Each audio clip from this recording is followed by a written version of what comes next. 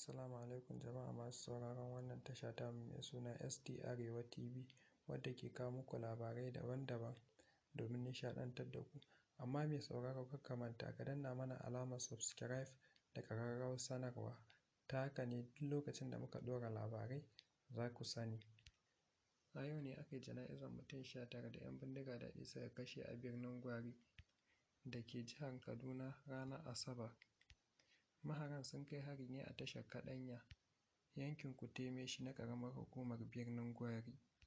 Mazauna yankin sun ce 'yan bindigar sun shigo ne misalin ƙarfe 5 na yamma, inda suka buɗe wuta suka kwashe wayoyi, kayayyaki da suka haɗa da wayoyin salula. Bayan kashe mutum 19, sun raunata mutum 10 kamar yadda mazaunin yankin ya shaida. Ya ce da safiyar Lahadi aka yi wa mamatan jana'iza, kuma ya sake shaidawa da cewa 'yan bindiga daɗi da masu fashi da makami sun addabi ƙauyen, inda suka haddasa dubunnan mutane suka yi gudun hijira.